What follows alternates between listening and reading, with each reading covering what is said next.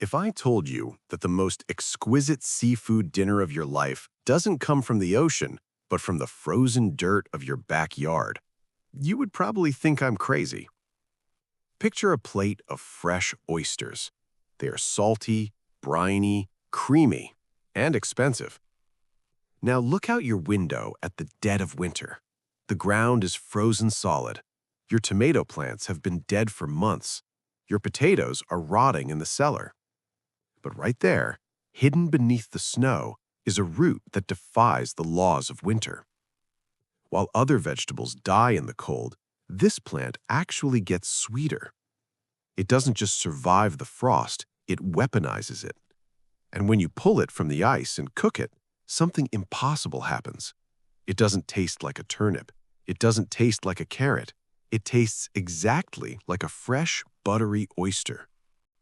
This isn't a genetic modification. It is an ancient survival food that sat on the tables of kings and founding fathers.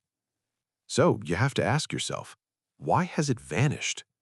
Why is a superfood that produces fresh calories and minerals in the dead of winter missing from every modern grocery store?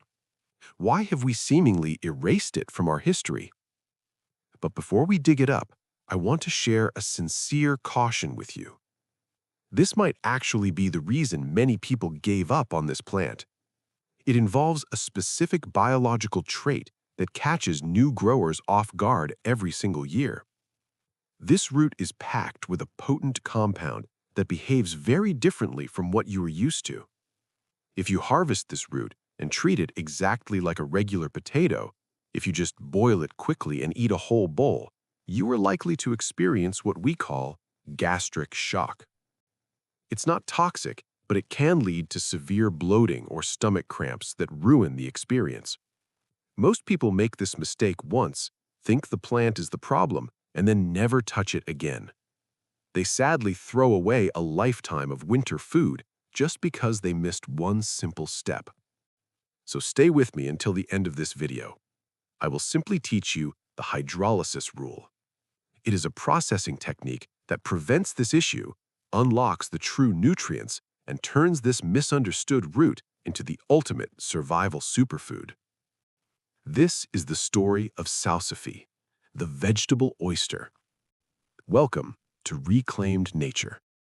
To understand the tragedy of Salsify, we have to travel back to a time before supermarkets dictated our diet.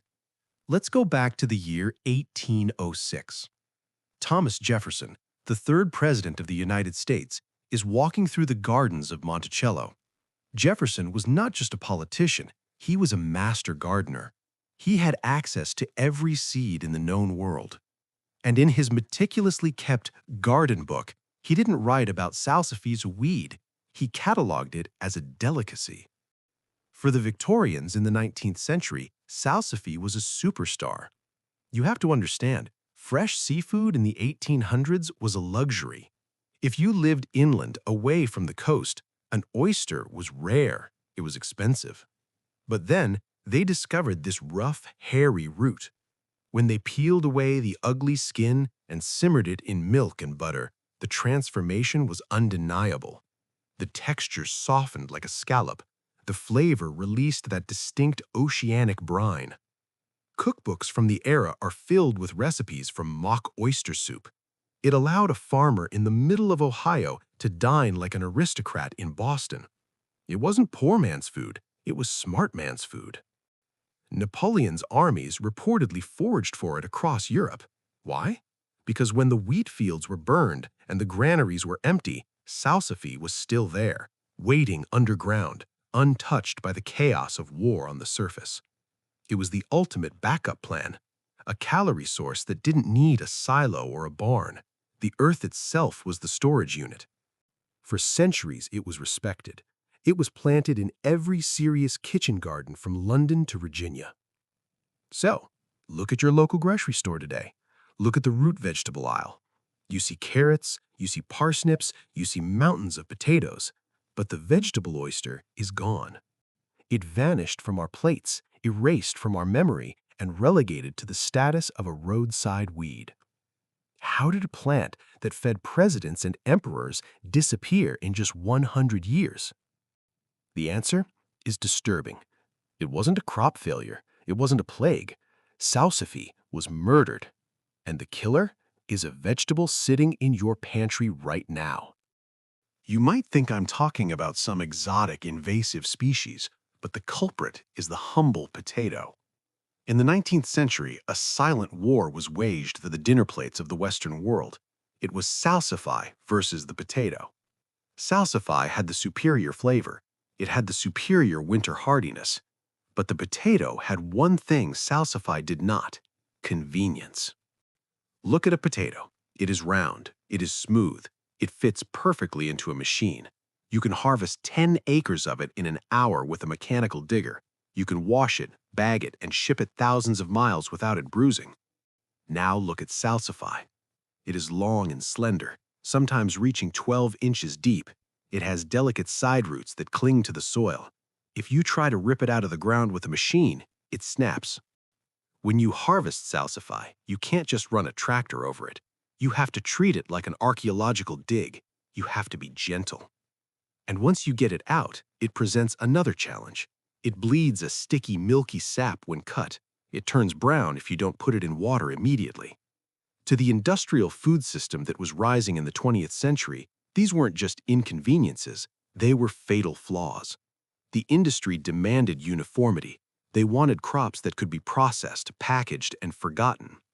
The potato was the perfect factory worker. Salsify was the stubborn artist. So the seed catalogs stopped promoting it. The cooking magazines stopped featuring it.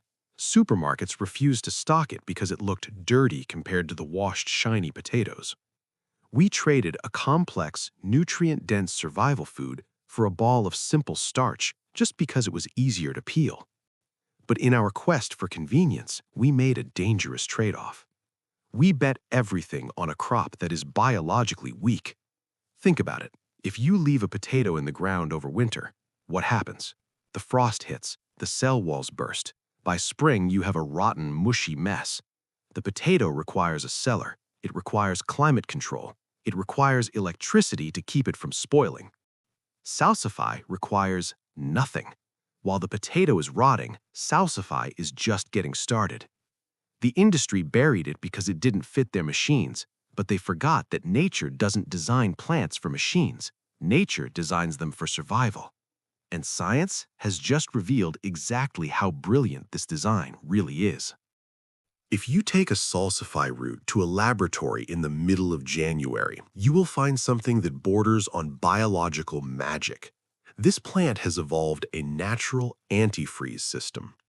When the temperature drops below freezing, most plants die because the water inside their cells turns to ice and expands, shattering the cell walls. But Salsify senses the cold coming. It triggers a chemical conversion.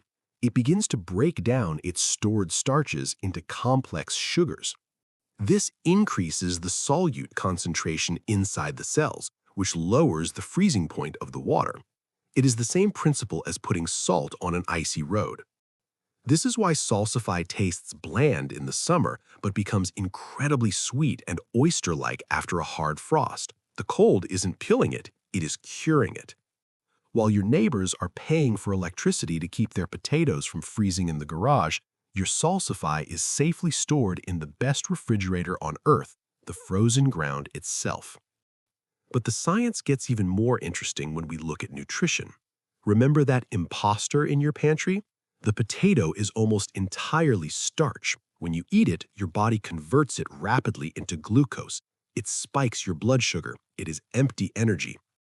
Salsify is built differently. It doesn't store energy as starch, it stores it as inulin. This is the safety warning I mentioned earlier, but it is also its greatest strength. Inulin is a prebiotic fiber. According to research from the National Institutes of Health, inulin feeds the beneficial bacteria in your microbiome. It boosts your immune system. So while the potato is just giving you a sugar rush, Salsify is actively building your body's defenses against winter sickness.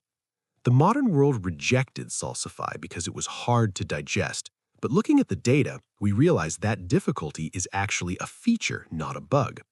Remember the gastric shock? That happens when you treat a prebiotic superfood like fast food. To reclaim this lost treasure, you need to learn the rules of engagement. And the most important rule is the hydrolysis protocol. Here is how you disarm the inulin bomb and turn this root into a gourmet meal. The science is simple. The inulin in Salsify is made of long, tough molecular chains. Your stomach struggles to break them down, which causes the pain. But you can break these chains before you take a bite. You just have two options.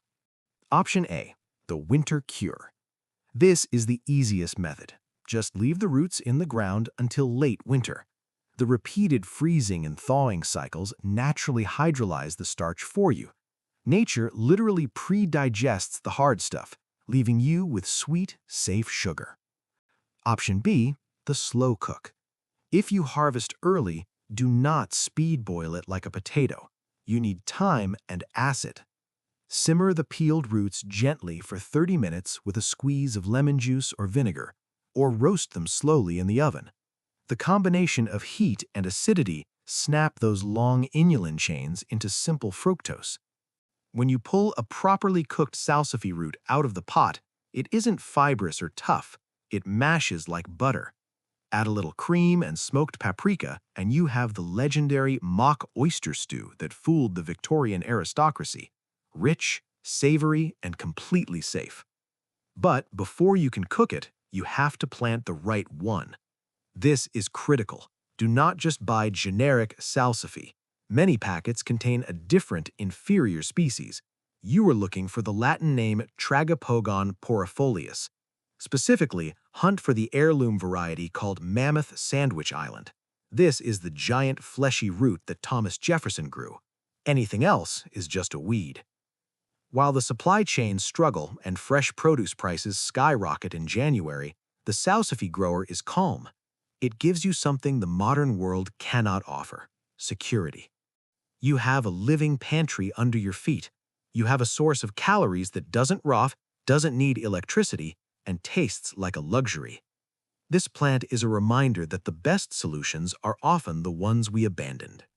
So this year, I challenge you. Dedicate one small row of your garden to the vegetable oyster.